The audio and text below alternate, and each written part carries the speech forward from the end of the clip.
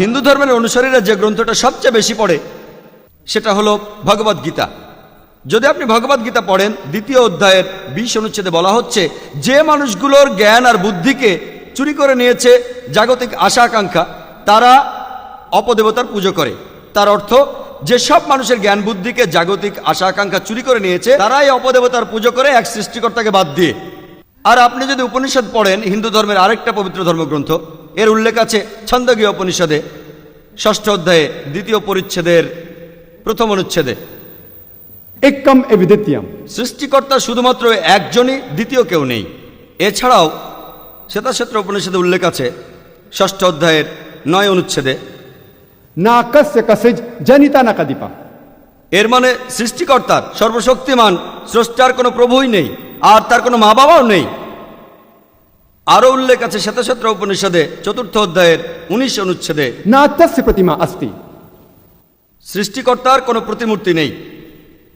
এছাড়াও শ্বেতাক্ষেত্র উপনিষদে 4র্থ অধ্যায়ের 20 অনুচ্ছেদে উল্লেখ আছে যে স্রষ্টার কোনো আকার নেই, কেউ তাকে চোখ দিয়ে দেখতে পায় না।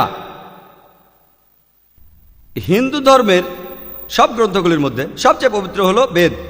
বেদ প্রধানত 4 প্রকার: ঋগ্বেদ, যজুর্বেদ, সামবেদ আর অথর্ববেদ। আপনি যদি যজুর্বেদ ভালোভাবে পড়েন, সেখানে উল্লেখ আছে 32 অধ্যায়ের 3 অনুচ্ছেদে, ना तस्य प्रतिमा अस्ति। সৃষ্টিকর্তার কোনো প্রতিকৃতি নেই, সর্বশক্তিমান স্রষ্টার কোনো আকার নেই। এছাড়াও যজুর্বেদে 40 অধ্যায়ের 8 অনুচ্ছেদে উল্লেখ আছে যে সর্বশক্তিমান স্রষ্টা নিরাকার এবং পবিত্র। আর যজুর্বেদে এর পরের অনুচ্ছেদে 40 অধ্যায়ের 9 অনুচ্ছেদে উল্লেখ আছে যে अंधात्म उपविशन्ति या असंबुद्धिमुपास्ते।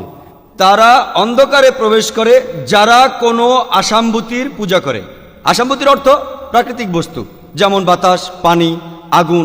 এখানে আরও বলা হয়েছে তারা আরও বেশি অন্ধকারে প্রবেশ করে যে লোকগুলি সাম্ভূতির পূজা করে। সাম্ভূতি মানুষের তৈরি জিনিস, যেমন চেয়ার, টেবিল, মূর্তি ইত্যাদি। কোথায় বলা হয়েছে? যজুর্বেদে 40 অধ্যায়ের 9 অনুচ্ছেদে। এরপরে আরও পড়লে দেখতে পাবেন অথর্ববেদে উল্লেখ আছে 20 অধ্যায়ের 58 পরিচ্ছেদের 3 অনুচ্ছেদে, দেব মহাঅসি, সৃষ্টিকর্তা হলেন সুমহান। এই বেদগুলির মধ্যে সবচাইতে পবিত্র হল ঋগ্বেদ। ঋগ্বেদে উল্লেখ আছে 1 নম্বর গ্রন্থে 164 পরিচ্ছেদের 46 নম্বর অনুচ্ছেদে যে জ্ঞানীরা এবং বুদ্ধিমান লোকেরা তাদের এক সৃষ্টিকর্তাকে অনেক নামে ডেকে থাকেন।